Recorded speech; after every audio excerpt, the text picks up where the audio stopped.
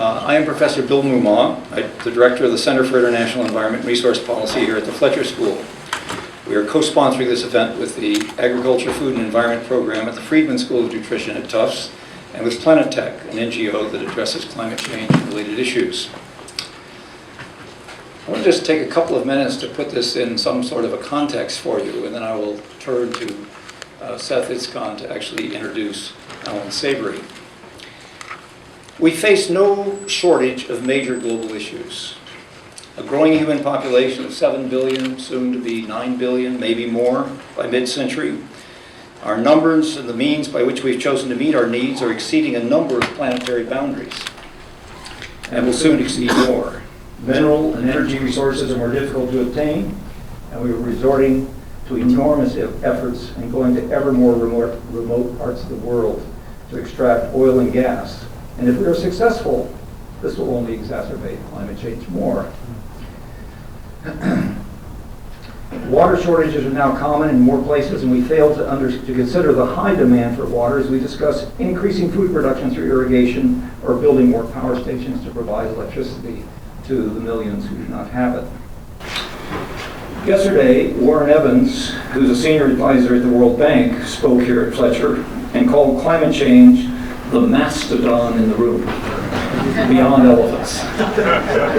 And he had a photograph of the most amazing huge mastodon you've ever seen to fill the screen. He also spoke of the loss of soils, land degradation, and the heavy use of chemicals as we drive our agricultural systems to produce ever more food for more people in a climate-changing world. As we observe the failures of our agricultural, energy, and economic policies and practices, our response, unfortunately, is to do more of what is failing us now. I call this doubling down on failure. I don't know why we do it, but we didn't work, let's do more of it. What we need is new ideas, and Warren was very clear on this. We need new ideas, and he called on new generations to come up with those ideas. An amazing process at the World Bank to harvest new ideas from younger people who have not had an opportunity to have their ideas and voices heard. Earlier this week, Tom Lovejoy, who's known to many of you for his work on biological diversity, pointed out in an op-ed that this 2-degree world we've been struggling to try to get to is not exactly, that is 2 degrees warmer than it is now, 2 degrees Celsius warmer than it has been. At the last time the world was 2 degrees warmer, sea levels were 6 meters higher than they are today. Not necessarily where we want to go. Yet, that's our negotiation goal. But with the scheduled number of fossil fuel plants, we are headed for 6 degrees. The World Bank has done a study saying we're surely headed for 4 degrees more. That's 7 degrees Fahrenheit. That's a lot. Hugely different world. What Lovejoy argues is that while we clearly need to shift our energy systems, we also need to mobilize our biological systems, our forests, and our grasslands in order to mitigate and adapt to climate change. Wouldn't it be nice if there were a way to address human needs for food and livelihoods, climate change, reverse desertification, and restore degraded lands, improve soils and water, and enhance biodiversity?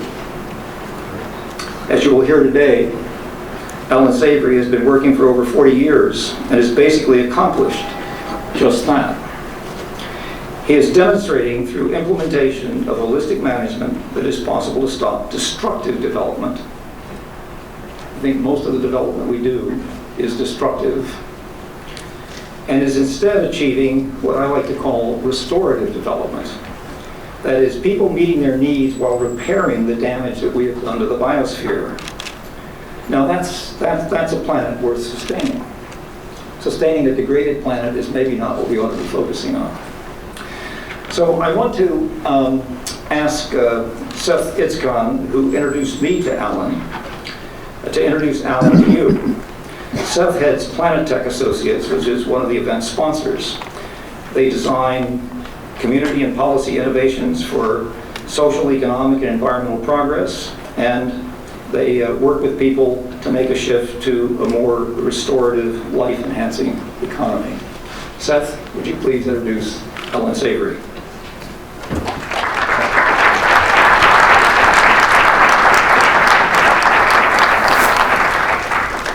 Bill, for those kind words and for being open to new ideas. I first became interested in Allan Savory because of my desire to help reverse global warming.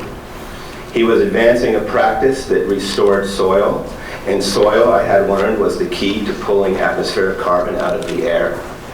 According to some estimates of soil carbon loss, a replenishment of even half could sequester all the carbon added to the atmosphere since the Industrial Revolution. This realization brought me to Africa in 2011, where I spent 6 weeks with Allan and his crew at their learning center. There I saw the restoration of degraded grasslands and spoke with villagers who had benefited from the process. It was inspiring and gives me hope. In trying to describe the man behind this innovation, I find myself almost at a loss.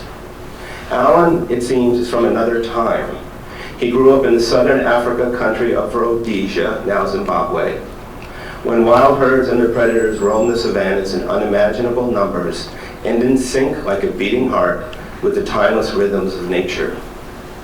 He was educated in South Africa at the University of Natal, getting degrees in biology and botany. He pursued an early career as a research biologist and game ranger in the British Colonial Service of what was then Northern Rhodesia. In the 1960s, he made a breakthrough in understanding what was causing desertification of grassland ecosystems and worked with land managers on 4 continents to develop sustainable solutions. Today, it is estimated that over 40 million acres are managed according to his principles. In 1979, Savory immigrated to the United States, where he co-founded the Savory Institute to promote large-scale restoration of the world's grasslands. In 1992, he co-founded the Africa Center for Holistic Management in Zimbabwe to provide training to NGOs and regional villages. This is where I met him. Allan's awards and accolades are extraordinary given his entirely self-taught methodology and life as a practitioner. In 2003, Allan Savory received Australia's International Banksia Award for, quote, the person or organization doing the most for the environment on a global scale. In 2010, Savory and the Africa Center received the Buckminster Fuller Institute's Challenge Award for work that has, quote, significant potential to solve humanity's most pressing problems. In 2011, Allan was the keynote speaker in Bonn for the United Nations Convention on Combating Desertification. The Savory Institute is now working with the UN Convention to provide training on his restoration methods. Today, the Savory Institute is one of 11 finalists in Richard Branson's Virgin Earth Challenge. This is the largest cash prize in the history of science, offering $25 million for any technology or innovation that can demonstrate significant and safe removal of greenhouse gases. Of the 11 finalists out of a pool of thousands, only the Savory Institute advocates a completely natural approach. Finally,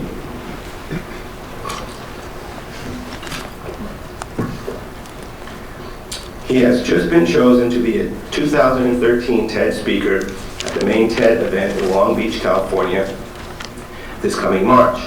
So you can pay $7,500 and go there to see him, or you can stay in your seats for the next 50 minutes and see the much larger version for free. Please welcome the extraordinary innovator and visionary Allan Savory. Thank you, sir. Thank you.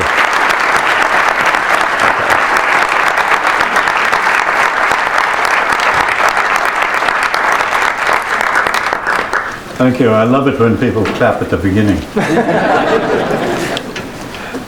Thank you, Seth. Thank you, Bill, and your whole crew, Seth, because you didn't work alone for making this possible. And it's a pleasure to be with you today. While the introductions were being done, it occurred to me we were missing one person. Stand up, Shannon, please. We have one of the founders of the Savory Institute here.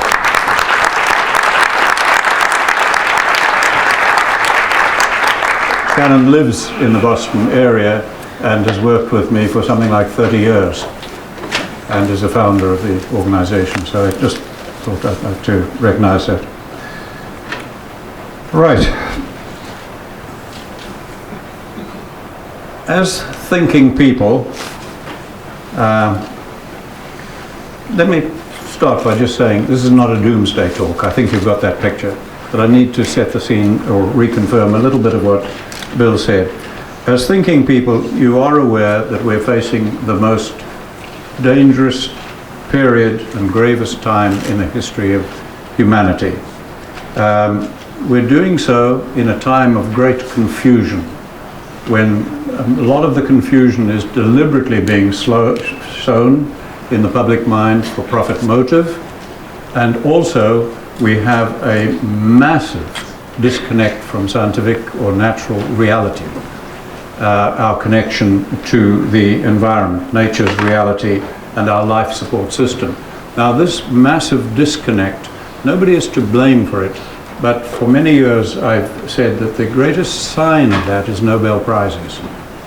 When Alfred Nobel came up with that idea of the things that were most important to humanity and civilization, I'm sure he was advised by some of the best minds as to what mattered. And you remember they had long arguments about whether mathematics did or didn't, but you know the things for which we give Nobel Prizes. And they are tremendously effective in attracting our best minds into those fields of science and art and so on. Do you notice that there was no Nobel Prize for the environment or agriculture? They weren't considered important enough to humanity. Without agriculture, you cannot have a university. You wouldn't be here today. You cannot have a church. You cannot have an army. You cannot have a government. You have no arts, no theatre. Agriculture is the foundation of civilization, and we didn't consider it important enough for the environment.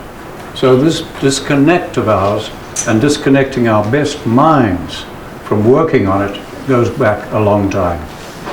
Okay? Now, as Bill said, we have 7 billion people. About 1 billion go to bed hungry every night, and the population is rising towards 10 billion people of mouths to feed, while global desertification faces us, and it is enormous. We are polluting, as we know, from fossil fuels, all right, and we have this enormous population. So it is a grave situation indeed. Now, biodiversity loss, desertification, climate change, we didn't have any of these buzzwords when I was let loose on the world as a young, passionate young scientist 60 years ago. We had none of those when I began working on this problem. And I say this problem because they are one single issue. Without biodiversity loss, desertification, man-made desertification, simply does not occur. So we've got a whole field that is nothing but a symptom of another field of study. And we are trivializing biodiversity loss by treating it as charismatic species, saving the rhino, etc. No, biodiversity is litter, dirt, soil. It's much deeper, and we're trivializing that concept. And without reversing desertification, it is going to be simply impossible to address climate change. Now, all three of these issues are separate organizations, NGOs, studies in universities, separate international conferences, and to have them as one is unthinkable to us today. So divided is our mechanistic world view and our educational system. So we're facing a very, very grave situation. Now, although they are one for simplicity, I'm going to talk mostly about agriculture initially, and we'll get deeper into it. Now, what is agriculture? In our mainstream thinking, it is crop production to feed people and to feed livestock, and more lately to produce fuel for vehicles. That is what is being treated as agriculture. No, in reality, agriculture, and this is a simple definition for you, is the production of food and fiber from the world's land and waters. That is what agriculture is. Fisheries, forestry, wildlife, this is all agriculture, producing food and fiber to support our population. Now, when we look at the global situation, roughly 18% of our land is cropland. America's almost on the global average. I think we're 18.1 or something. Okay, so 82% of our land that has to support people, feed people, etc., for agriculture is non-cropland. Our oceans that are most of the globe's surface are 100% non-cropland. Okay, so the proportion of agriculture in the world that is cropland is small. How much are we talking about what agriculture is doing to the globe in mainstream thinking, even in films like Inconvenient Truth and so on? We're not even talking about this much. Now, what is the situation with agriculture today? You know it, okay? Agriculture is producing far more eroding soil than food. Agriculture is causing the man-made deserts of the world to expand, and with all the symptoms of that, poverty, social breakdown, increasing droughts and floods, severity and frequency, emigration to overcrowded cities, recruitment to Al-Qaeda and dissident organizations, all of these things and the violence associated with the symptoms of desertification are coming from agriculture, and it is causing climate change.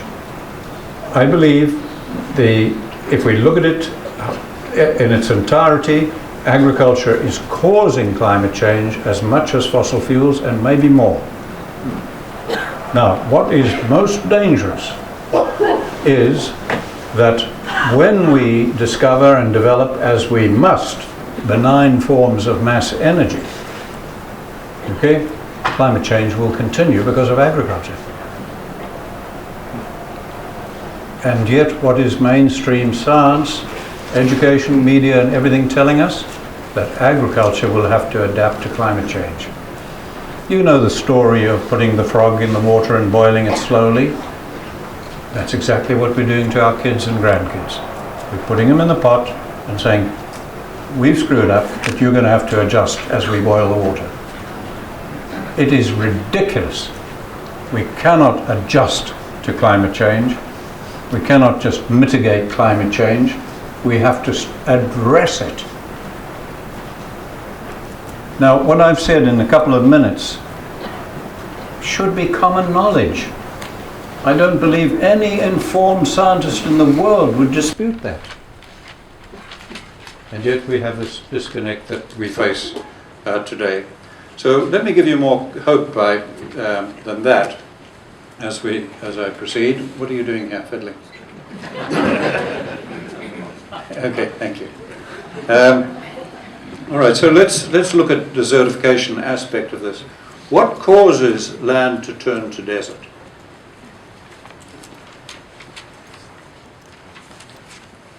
Let me explain that very simply. Here is a picture I took when working with the World Bank in 1981, 4th of October, I see on the picture. Okay, and we were on our way to a research station, and so because of the research station and the rain gauge, we knew that was 25 millimeters of rain, 1 inch of rain. Okay, that's a good rain in the Tehama Desert. Okay, the next day we took a picture, but before I show you that, let me get you to see how much water that is. Think in terms of drums of water. Each drum of water holding 45 gallons is 200 liters of water. So that rain that was falling on that land that day was 1,250 drums of water on each hectare of land. That's a lot of water. Okay? Now the next day we took that picture. How much of that rain was effective? That rain was all returned to the sky, to the atmosphere. Okay? That is what desertification is. It's our practices that make the available rainfall non-effective. All right? Now, we sent an illiterate villager to address 200 scientists in Harare a few years ago, and he talked about what we're doing. And then he was given about 10 minutes to do that, and then he was open to questions. The first question he got from 200 scientists is, what is your rainfall? And he said, do you mean our total rainfall or our effective rainfall? What do you think 200 scientists said? They were just gobsmacked. They didn't know what the hell he was talking about. And an illiterate villager had to explain what effectiveness of rainfall meant. It means keeping it in the soil, not letting it evaporate from bare surfaces or run to dams and see where it evaporates again. It means keeping it in the soil. The soil is the greatest reservoir of fresh water in the world, by far, if properly treated. Okay? Greater than all the dams, rivers, and lakes. All right, so that water had all gone back to the sky. That's what desertification is, okay? Now, when we look at how much went in the ground, almost none. All right, so when desertification is occurring, the fate of carbon and water follow one another because they're linked to soil organic matter, soil life and structure. So when we have desertification occurring, any soil destruction occurring because of soil exposure, which is all that causes it, nothing else causes it, okay, those go to the sky. And what we need to do is get them back in the ground. Okay, is this happening in arid and semi-arid areas only, as you're being told and taught? No, here's a high rainfall area. Now this is a completely random shot, because my driver was stopped for speeding, so while he was haggling with the police, I just wandered off and took pictures. And this is a reasonably good grassland in Africa in high rainfall, which is not said to be desertifying. Okay? But when we look in detail into the soil, what do we see? We see that 90% of that ground is bare, hard, like cement, shedding water to floods in Mozambique, which are happening right now as I speak. I got pictures of it yesterday. That's a totally man-made flood. Okay? And what soaks in just evaporates straight out. And when I spoke with a researcher 30 years ago in Pakistan, he said he didn't know what was happening. They were introducing grasses from all around the world. They were all dying. He said, we get a rain, we measure water in the soil up to 1 meter deep, and he said over the next week or two it goes. We don't know where it's going. It's just going straight back to the sky. Okay, so we now hopefully understand that's what desertification is about, and it's not just happening in arid and semi-arid areas. Now, while talking about these good rangelands, in court cases, in inspections I've done on the ground, many things over years, I have found that the rangelands that are classified as good to excellent condition, okay, because we judge them by species of plant, playing God, what were desirable and undesirable plants, I find that when we look at the soil between the plants, up to 95% of the soil is bare and eroding on rangelands that are classified good to excellent in America, Africa, Australia, etc. Because we looked at species, we didn't look at process, the health of the ecosystem. Okay, so it's a very broad problem. Now, exposing soil and causing desertification does not occur in environments of near perennial humidity. In environments like this, it is impossible to create millions of acres of ground with 50, 80, 90% of the soil between the plants exposed. Can't do it. We can't do it with chemicals, machinery, nothing. Nothing known to mankind does it. And when we abandon civilizations in these environments, it fully recovered, we find them under the ruins. The only thing that can cause it on thousands of acres is mechanical treatments, mainline agriculture. Ploughing, exposure. But rest that and it'll go straight back to biodiversity and healing. So desertification does not occurring where the environment, not high rainfall, where the humidity through the year is more or less perennial. Okay. Now when we look at the global scene, fortunately shots from space are fairly clear. The green areas tend to be the areas of perennial humidity. The brown areas are not. So high or low rainfall, the areas I've marked, which is by far the greatest part of the Earth's land, are the seasonal rainfall, where you can get 3, 4, 5, 6, 8, 9 months of no rain, even though you may have had 80 inches of rain, like parts of Zambia. Okay? So it's not about high and low rainfall, it's about distribution through the year of humidity. Okay, so we're talking now of most of the world. Now, when we look at what's causing the bare ground, when I left university as a budding young scientist, we knew what it was. I'd grown up with it. I'd grown up learning it. I'd learned it at university. It's overgrazing. It's livestock. I'm told, I don't know the language or anything, but I'm told you can go back in ancient Hebrew texts and see them blaming the livestock for causing the desert. So mostly cattle and goats and sheep. Now this is obvious. It was so obvious we could see it. These are the animals on the land, they're turning it to desert. And that obviousness, that observation became scientifically true. That assumed scientific validity in range science. We were once equally certain that the world was flat.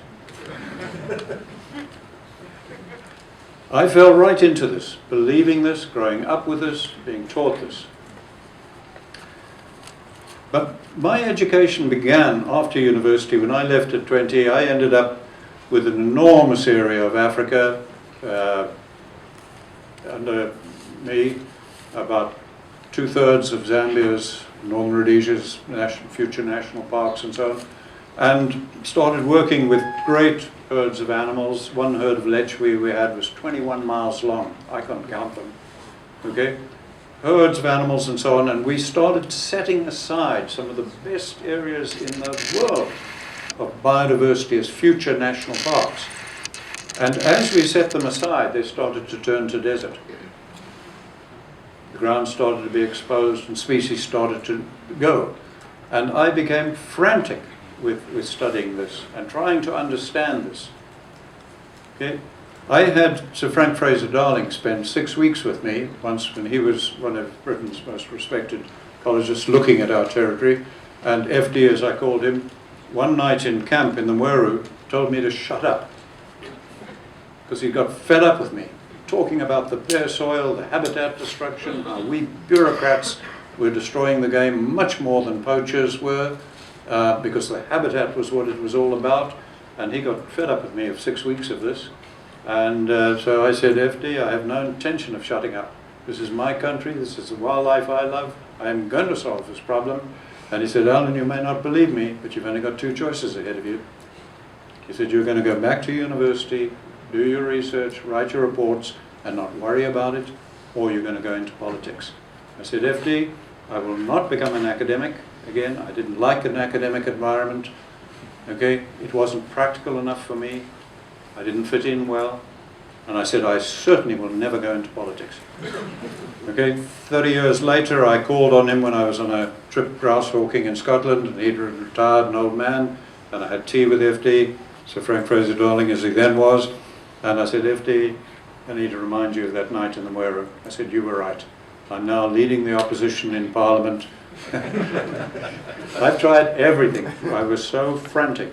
When one of our rivers came down in flood, I would never have admitted it as a young man. Now I don't mind it. I just sat on the bank and cried. As I saw the mud and the trees tumbling down, that's my country. I just cried. I couldn't see the point in being in the army, going to war, anything, when every nation in history, the destruction has been internal. Land destruction. Armies change civilizations, farmers destroy them. And I became determined to try to solve this problem. Now, looking at this situation, I did the logical thing. Elephants were involved, buffalo involved. Obviously now we had too many of them. There were no livestock involved. So I did the reports. I gathered the data. I proved, inverted commas, that we had too many elephants, too many buffalo. We were going to have to cull them and shoot them in proposed national parks and national parks. Very unpopular decision. So we got a team of ecologists to inspect my work, go through my data. They all agreed with me. We moved ahead. We shot 20,000 elephants, and it got worse, not better. I will go to my grave with that on my conscience. The biggest screw-up of my life. Because I love elephants. That's what my life was about, trying to save them. Something else was happening here. Then I found Kruger National Park. They followed suit. They've shot thousands of animals. The situation's got worse, not better. Then I got to the United States. I came here as a political refugee and started to try to get the work going here, and I found it was worse. This is a national park in the United States. It's had no livestock for something like 100 years. There's no significant animal population. It's had vast sums of money spent on soil conservation measures. And look at that, that's as bad as anything we're dealing with in Africa. Hundreds of thousands of tourists visit this every year and say, it's nice, it's nature. We're leaving it to nature. Leaving it to nature doesn't work because it's not natural any longer, as you'll learn. So again, we were blaming livestock. Then I found this report recently. This is a position paper on climate change by the International Range Society, and it has those pictures in it. Okay, 1961, 2002, livestock were excluded in the 1950s, but in this, they have no explanation other than processes continued. In a peer-reviewed paper, what processes? Nobody queried that. What processes are these? So you see the dilemma we were facing and that I was struggling with. And I wish I'd followed my intuition, because as a tracker tracking poachers and then later 20 years of war and tracking, that was the origin of science, where you're observing, thinking, interpreting, observing, thinking, interpreting. And I was seeing a connection with the ground that was easy to track people over, more difficult to track people over, etc. I was mulling over it at night, but my scientific training and paradigm was blocking me from learning. So it was a terrible struggle I was going through, of mistakes, errors, dead ends, blunders that I hope others never have to go through. I also found here that reports like this on desertification of the United States, and a plot here showing grass growing, and it says grass on the left protected from overgrazing. The story behind that report is that the government in this country wanted to shoot 50,000 Navajo sheep to stop the desertification of the land, but they needed data, they needed evidence.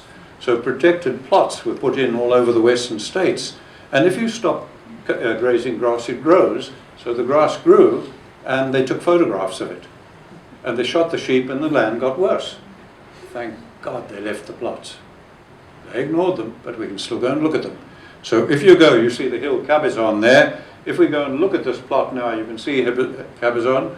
Okay, this is one of the plots. It turned to desert. If we look at protected plots in California, turned to desert. The arrows point to perennial grass that used to exist, but it's like a rusting ship on the seashore. It's just oxidizing 70 years later. The grassland has died. Resting the land is the cause of desertification. The opposite of what we thought. The evidence was all in front of us. We just couldn't see it and interpret it because of our paradigms. As I jokingly say, we scientists had the bull by the udder.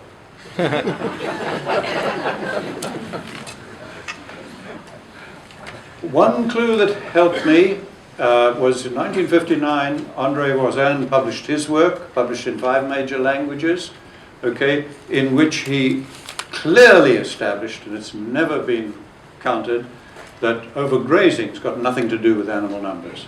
It's got everything to do with the time of exposure. So think of it like your lawn. When you mow your lawn, from the grass's point of view, it doesn't matter whether you use 1 mower or 50 mowers. The grass gets mowed. All that matters is how frequently you mow the lawn.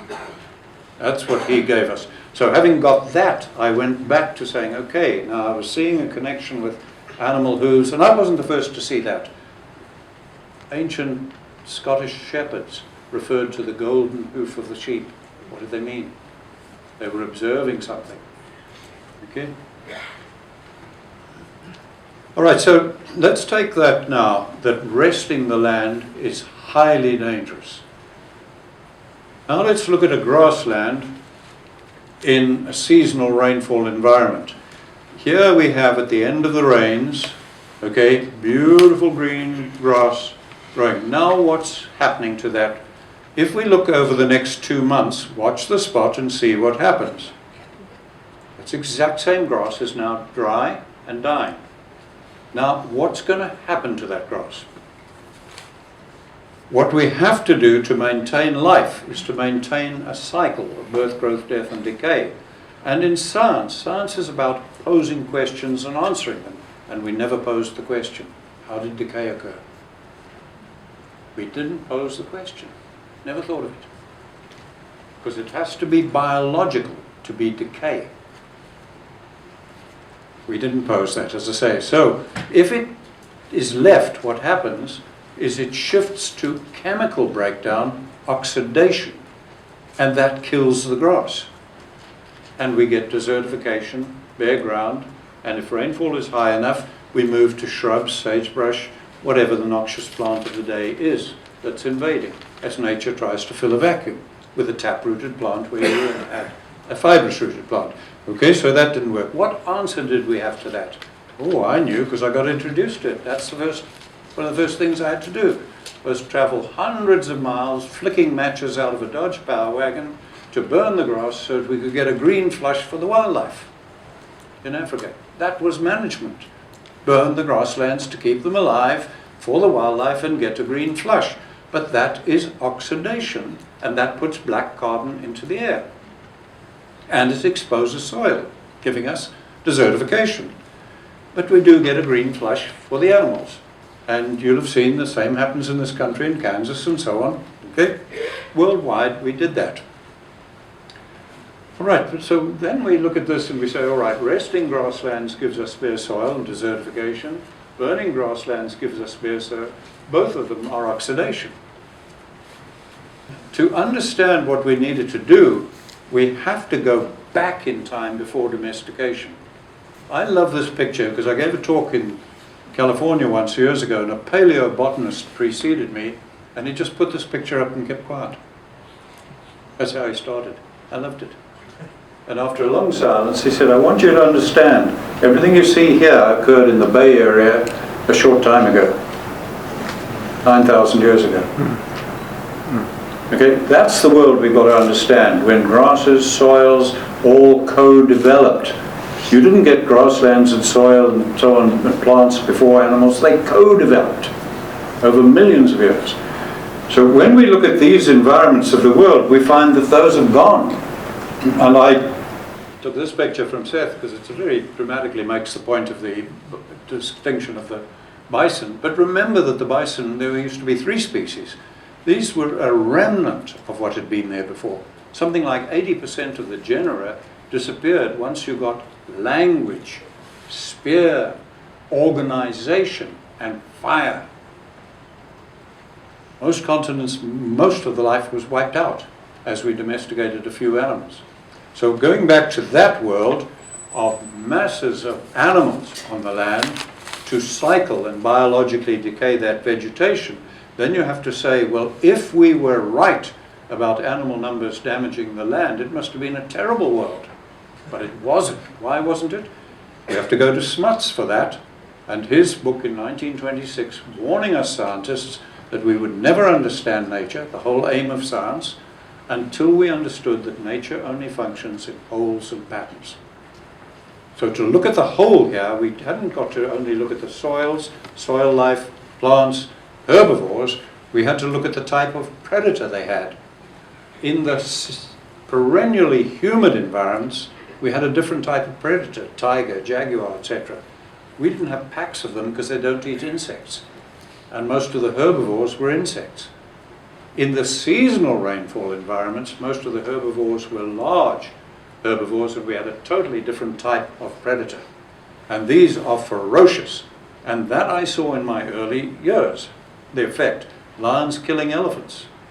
Lions killing hippo. Lions taking all night to kill a buffalo bull or whatever, but packs of 20, 30 lions, which we don't have today.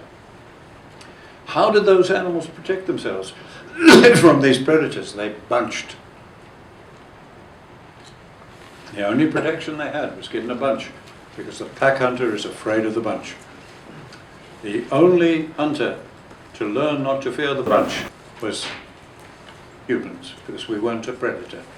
We were an omnivorous scavenger that learned how, and we didn't fear the bunch. We could drive the bunch over into cliffs, over cliffs, into marshes, whatever. Other pack hunters had to isolate an animal so they were safe, and the bigger the bunch, the safer they were. And some of these bunches of animals in the past were enormous. There are records of springbok trampling oxen to death when they couldn't outspan the oxen quickly enough and the springbok herd went over them. I myself have had a friend who shot one buffalo and got 27 buffalo dead. Not with a bullet. Adult buffalo trampled to death. The herd got moving. I shot one elephant one day, 4 buffalo, the same shot, not the bullet. I didn't know the buffalo were behind and they got trampled to death. These were big herds, we couldn't count them, that we used to have. Okay, so that then, if we go back to our grassland now and look at how are we going to do something about that? What have we done throughout history?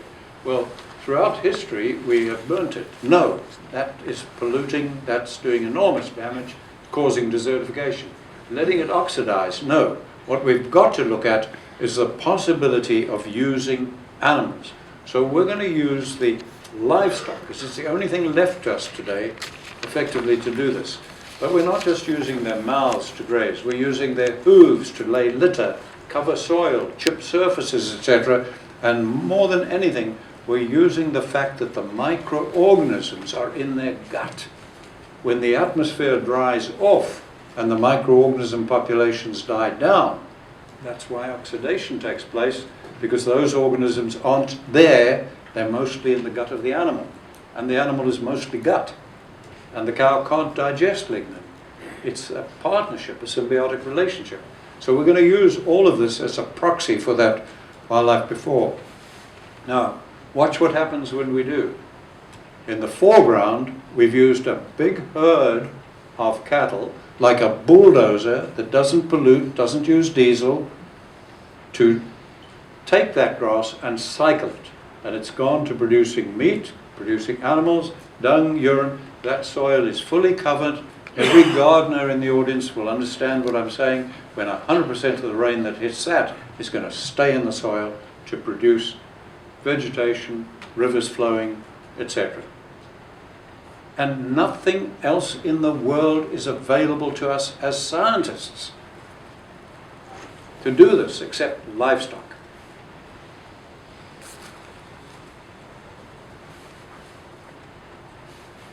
And we found we get a green flush. We didn't have to burn, and the soil is covered. I just put that to remind you again of the size of the areas of the world. We're talking most of the world's land surface. Okay, now, the dilemma I faced in the early 60s, when I began to realize this, that only livestock could save us. And I had started off totally condemning livestock, hating livestock. I coined the words game ranching, believing that if we could get rid of livestock and learn to manage wild populations in situ, we could solve the problems. I proved wrong on that one as well, because we had one area, Thule Circle, where all the livestock died as the desertification got worse and worse. Then 50,000 head of game died. Okay? And I published papers saying the land has reached a point of no return. I'm embarrassed by them today, because today we can bring that straight back, now that we've learned how to use livestock to do it. Okay, so I faced this dilemma. How were we to do it? We'd had 10,000 years of extremely knowledgeable pastoralists. Their whole culture is livestock. They domesticated the animals. For thousands of years, they have amazing knowledge of their land, their relationship to the land, their livestock. They herded livestock, and what happened? They created the great deserts of the world. So something they were doing wasn't addressing what we needed to do. Then we'd had 100 years of modern range science, and that accelerated global desertification. And the first people to observe this were observant ranchers, old Dutch ranchers in southern Africa. They said, we acknowledge our land is deteriorating, but it accelerated with the introduction of fencing and grazing systems. They were ridiculed, they were uneducated. No, they were right. Their observation was right.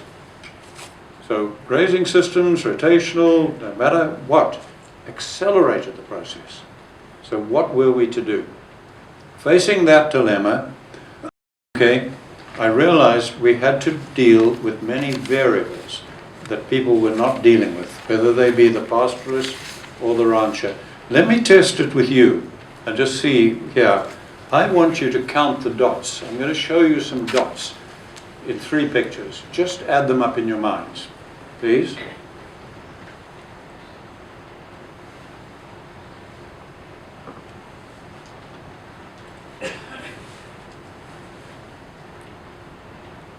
Did you all get 11? Good, you're well educated. That was easy, wasn't it? Okay, now I want you to do it again. I want you to count the dots, the X's, and the noughts. And I'll give you longer time.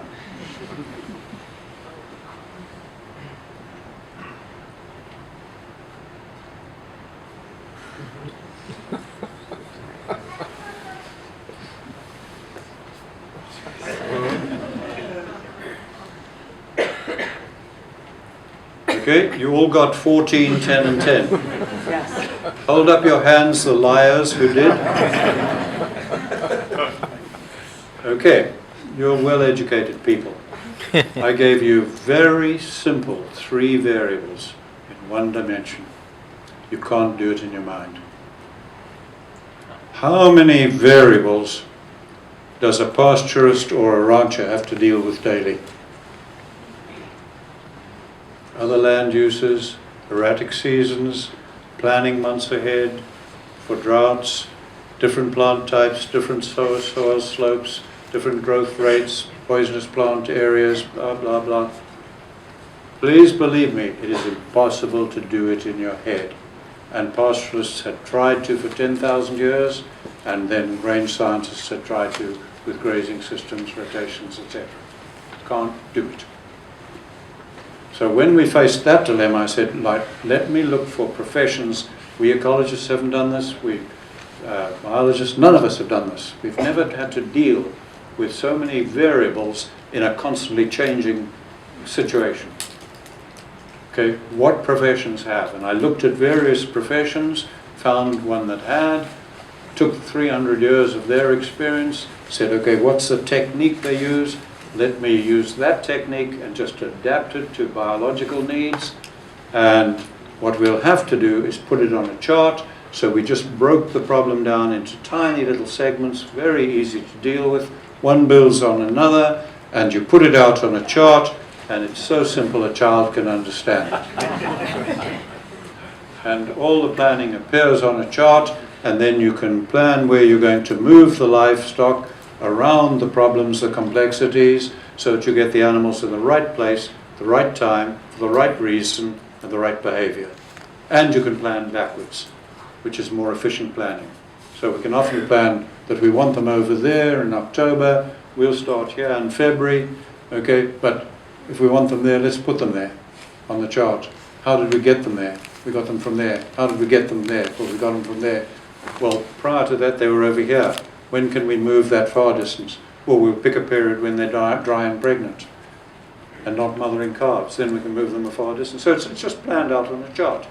Now, we're training semi-literate people to do that. Here's a young woman in the villages teaching others. This is what Seth came and saw. Okay?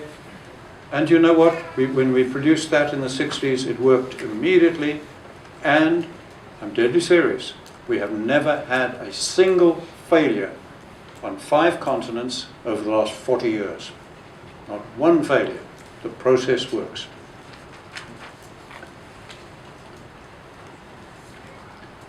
Okay, before we let that loose on the public,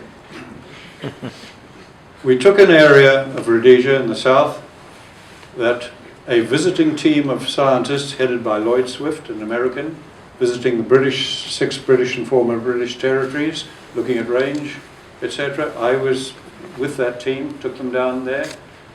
In this area, I offered a £5 note, $10, if anybody could show me a single grass plant in a 100-mile drive. Okay, we were down to that, and I said to a big London-based company that had land there, they wanted me to advise them with 60,000 cows on over 1 million acres, and I said, I don't want you to take risk. Everybody in the world says I'm wrong. This is what I want to do, and I want to double your animals immediately. And so they gave me 4,000 acres of the worst land. They were blunt about it. They said, you can't bugger it up. It's already too far gone. Lloyd Swift, who headed that team, told us that it was technically beyond reclamation, was the words he used advising our government. Okay, so on that land, they gave me 4,000 acres, and I doubled the livestock immediately. I proved wrong, so I trebled them. And we produced solid perennial grassland. No range management, no grazing system, no reseeding, nothing but mimicking nature with the livestock and the planning process. And that produced solid perennial grassland. 12-inch rainfall, highly erratic. And we could not cause it to fail. We called it an advanced project, pushing it to try to produce failure, and we couldn't make it fail. So after that, we started letting it loose out further afield. That is a picture of the early days of apartheid South Africa, when there was a territory called Leboa. The cabinet of Leboa engaged me to help them, and in the far ground, that solid grassland, I got them to double the livestock numbers, plan the grazing, and we produced grassland. This is South Africa here, where they were jailing people for overstocking. Reseeding ranges, etc., turning to desert. That was 40 years ago. Now let's look at some land right next to us where Seth came and visited. This is land in our community. This is a typical bit of land at the end of the growing season. It's now going to go into 8 months of no rain. This is the best it can be in the year. And this was taken with an Australian visitor on the same day. You're going to see same day pictures. And this was a particularly good rainfall year. That's a nearby cropland, and you can see the height the crop was grown to. This was a good rainfall year. That's what the land looked like. Every year now is flood, drought, perennial aid. Here are the pathetic few livestock that are blamed and have been blamed all my life, and that we're trying to reduce. And here is one of their rivers, dry at the end of the rains. And they are on perennial aid now, getting USAID and other food.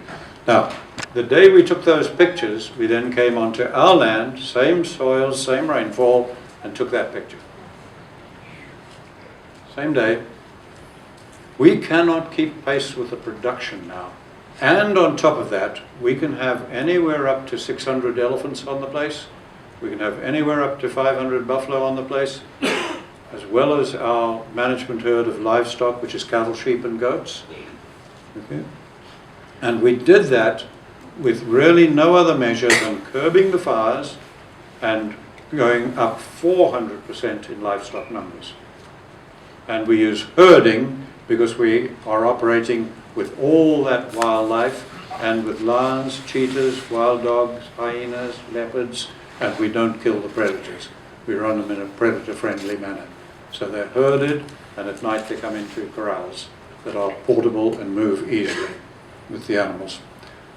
And just so that you see it, in the same land that you're looking there, the same, what we call flay, the same grassland, that was a picture I took in '87 before we got that going. We were about 90% bare ground. Okay, let's look at some more of it. I know this land well because it's actually on a ranch that I donated to the community. So this ground was bare forever. it was bare when I bought this ranch 30, 40 years ago, and this was on the road to my home.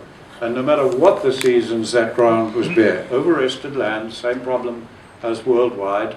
Okay? Now watch the tree, because you'll see the profound change as we do nothing other than break the rest and impact it very heavily with animals. Changes completely.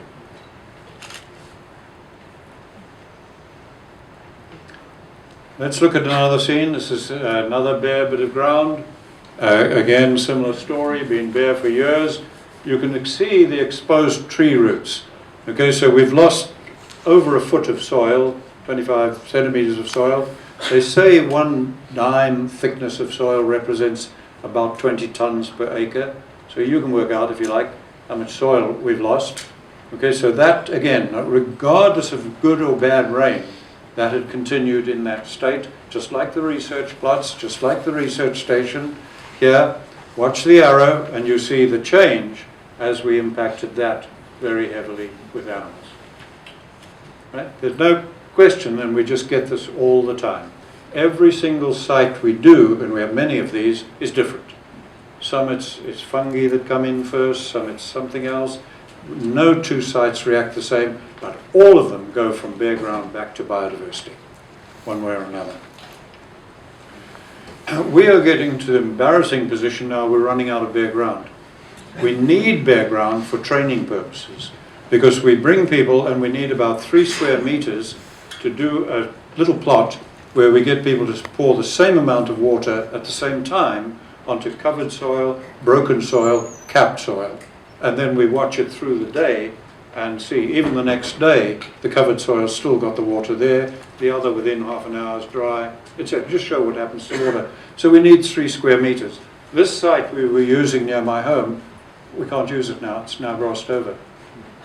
And we're saying, what the hell, why didn't we think ahead to preserve some bare ground for training purposes? What we are doing is preserving some bare ground for wildlife, because we want to increase the whole biodiversity, and these bare areas are terribly critical socially and so on for the giraffe, the zebra, the kudu, the many animals that come to them. This ground, we are preserving it bare. We've got several sites of them. We pick fairly flat ones that are not eroding, and we keep them bare because they're so essential for the wildlife, and we keep them bare by simply keeping the cattle off them. We just keep the management herd off them. And this site, it was interesting because when I had the senior research people and so on from Kruger Park visit, okay, they got excited about this. They said, man, this is crazy that you guys are preserving bare ground for the wildlife, and all the national parks, they're trying to heal it because there's so much of it. Amusing thing happened. We had some visitors in the hide sitting there to photograph game, and 3 lions came and sat on top of it. And they were petrified. And as I said, a lot of game comes here, so we preserved that. And then these are the Kruger National Park researchers, etc., visited. And now, another picture of change. If you watch this, this is in Mexico, and this is a tank dam where they made these with bulldozers to catch the runoff to water cattle as the land gets dry and people try to harvest the rainfall. Watch the arrow, and you see that's exactly the same ground now. Again, now that rain is going into the soil, staying in the soil. And an amusing thing happened. One of the neighbors of this rancher, who we also worked with, people visited him one day, and he was on the bulldozer filling in the tank dams, and they said, what the hell are you doing, Bill? Bill Fangen was his name. And he said, I don't want to leave these as monuments to my stupidity for my grandchildren. And he was filling them in. Yeah. And here you get the Karoo Desert in the Cape, and this is a family that I helped in the 70s, and that's 200 millimeters of rain, highly erratic, just coming back to desert, from desert. This is my wife with some guests sitting in an elephant hide, just constructed of cow dung and sand and rocks, but it's solid enough that the elephants don't good for you. And you can photograph elephants as close as that. That elephant's about where Bill is from me. Wow. And you can just sit there and photograph them. And we did this at what we call elephant pools, where the pool of water was the only water we had, never gone dry. It was fed by a spring, and elephants would come there by the hundreds, okay, to water. Now there's the hide, you can see, and we've abandoned it. Now we haven't abandoned it because we haven't got visitors and haven't got elephants. We've abandoned it simply because so few come now. Why are they not coming now? Because they've got water all over. And they've got water higher up the river. And I took these pictures from Seth. This is Elephant Pools, that pool where the hide was. And now, 1.5 kilometers upstream from it, where it's been dry for all my life, never had rain, had water after 8 months of dry. We now have permanent water, fish and water lilies. And as you drive up, it's water pretty well all the way. And what I love is we've now even got resident Egyptian geese. For the last 4 years, we've had resident geese all year, after 8 months of no rain. That, to me, that's exciting. That's your biodiversity coming back, and nothing in the world can do it but much vilified livestock. Here are two people that we work with down in Patagonia, Pablo Borelli, Brian Marshall, an Australian. Brian trained with me for a 2-year period, and he's doing some wonderful work. He has trained Borelli, who's a researcher, ex-government extension person, range people. Pablo Borelli has kept wonderful data and so on of range just steadily turning to desert no matter what they did with conventional range plants thinking. And those folks now have put 25,000 sheep into one flock, and they got a measured 50% improvement in the production of the land in the first year. I long for the day we can see America's deserts turning around. The United States hopefully leading the world in this, instead of the desertifying America we look at today, and other countries following suit. Okay, these areas of the world that we're looking at here, right across Africa to Pakistan, to India, okay, that's one of the most problematic regions of the world at the moment. 95% of that land cannot feed people except from animals. Wildlife that's diminishing and going, or livestock. And what are we doing globally? We're removing those animals, committing cultural genocide on ancient, proud, pastoral people. Governments and so on are doing it. Same in southern part of Africa. Right now, why do I mention Africa so much? Not only did this work come from Africa, originate there, but most people, even living in Africa, have no conception of its size. So take a moment to look at that.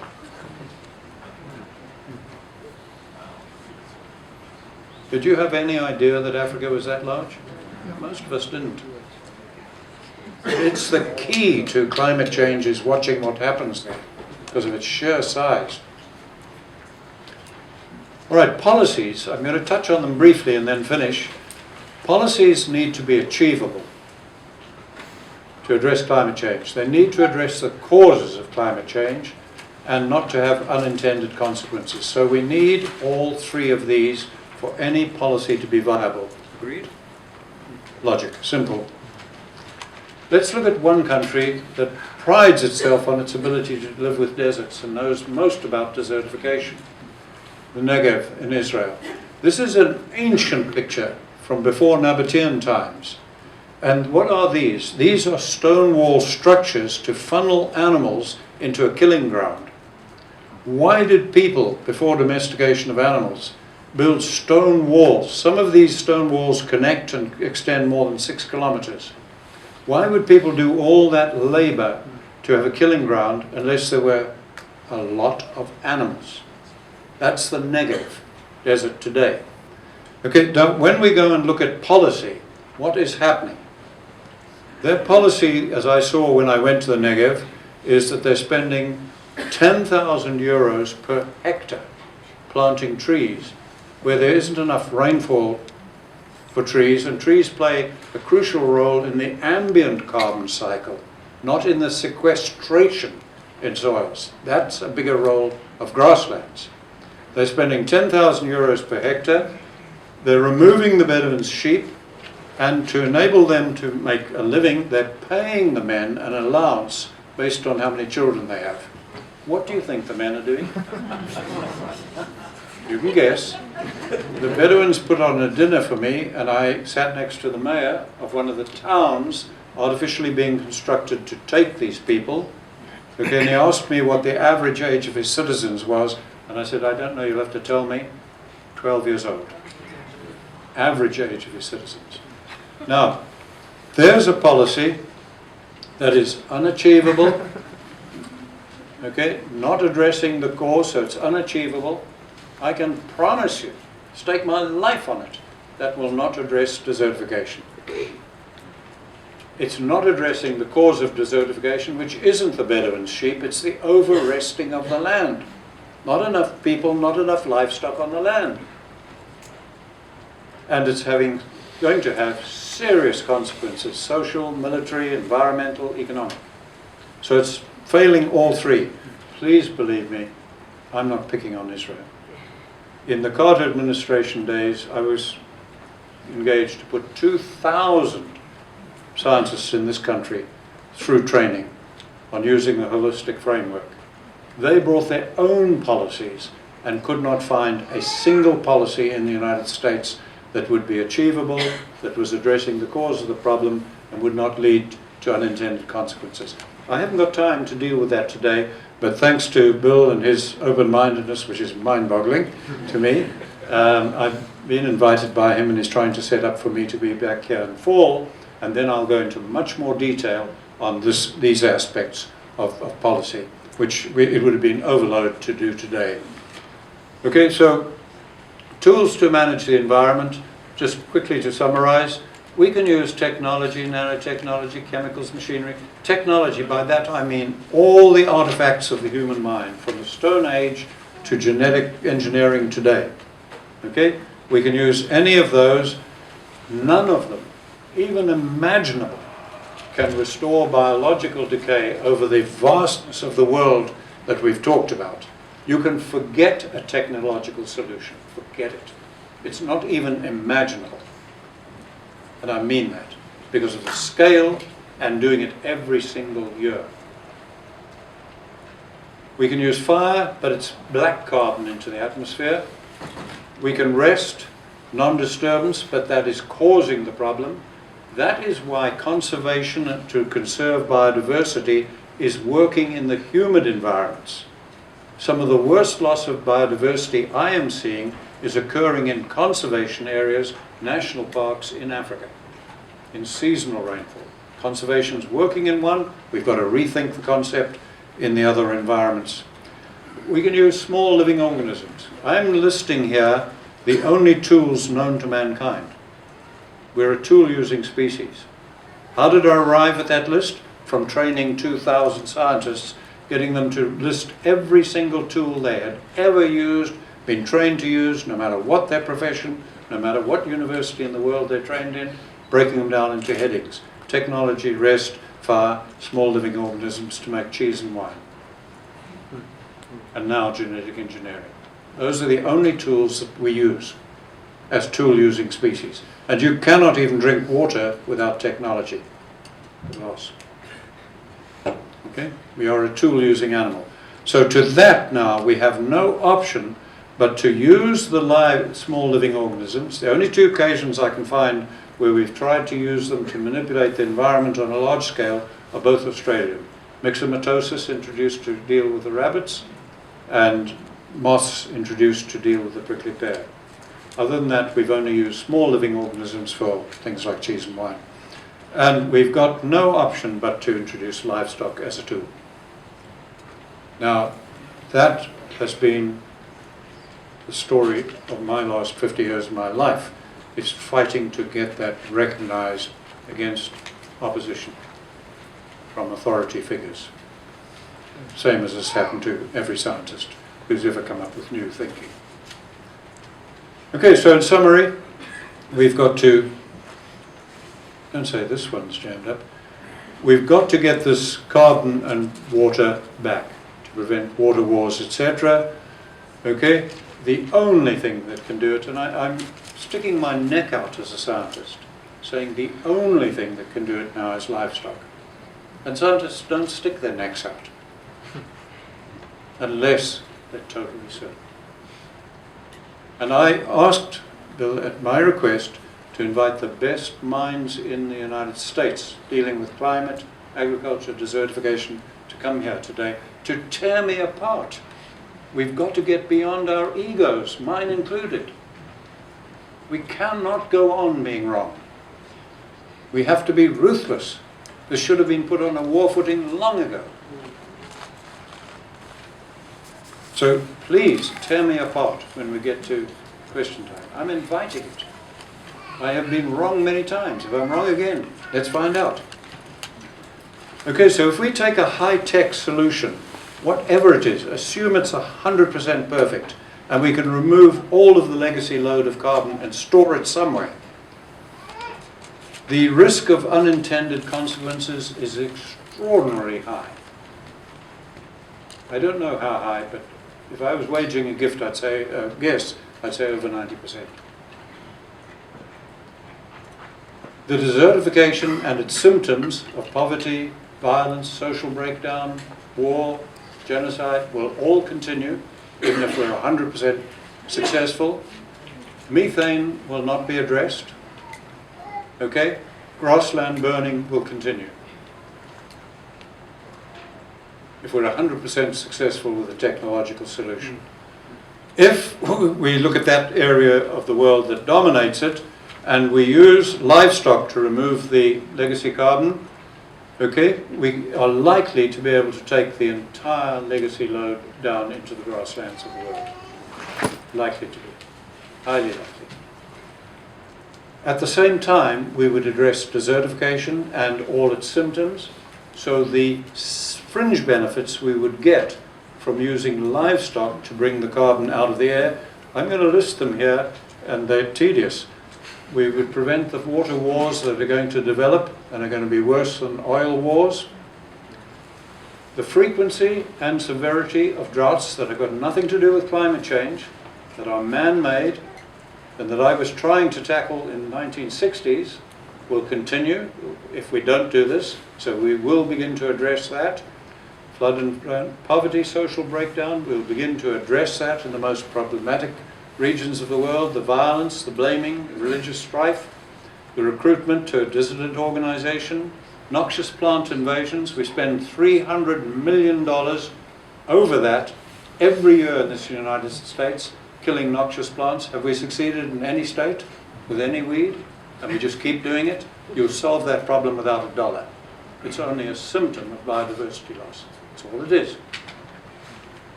Emigration to overcrowded cities will begin to address. Permanent food aid will begin to get people off that.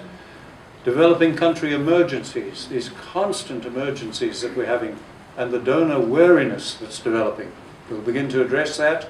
The pastoral genocide, the US Western cultural genocide, your wonderful, rich Western ranching culture, thanks to our public attitudes, environmental organizations, etc., is only going to be remembered in cowboy poetry, big buckles and belts and hats, if we don't do something about it.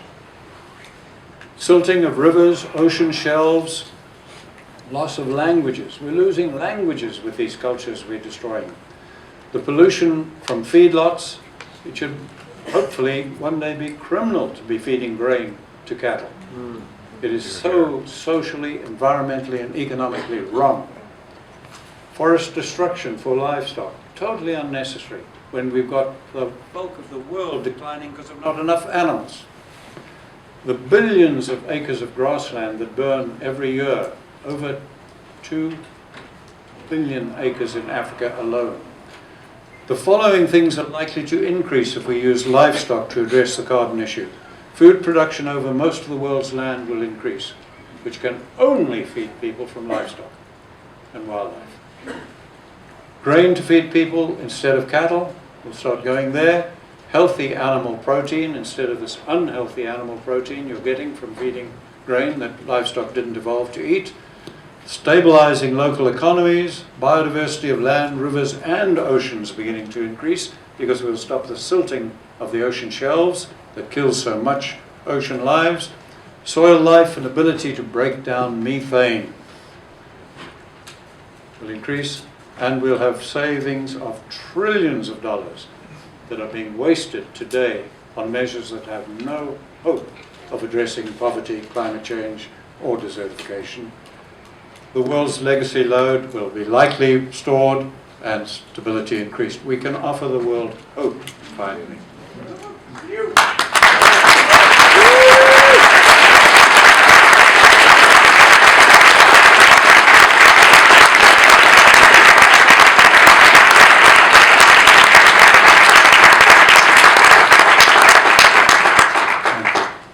What we're trying to do at the Savory Institute is we're trying to set up hubs all around the world, locally owned, locally managed, led, connected through a sophisticated internet platform where people are releasing the creativity of the people using a holistic framework, beginning to address these problems. So we're doing that, and Trey Cates from our institute is here, will be mixing with you and can talk to people. Where is Trey? I can't see him, but He'll be at the okay, table. he's around with us. Okay, we'll be starting these hubs around the world, dealing with people like this, who can begin to save the situation, ordinary people.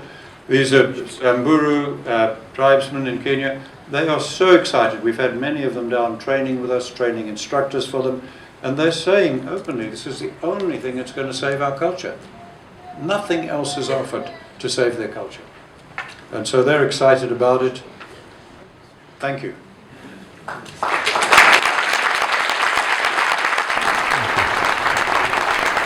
Thank you very much.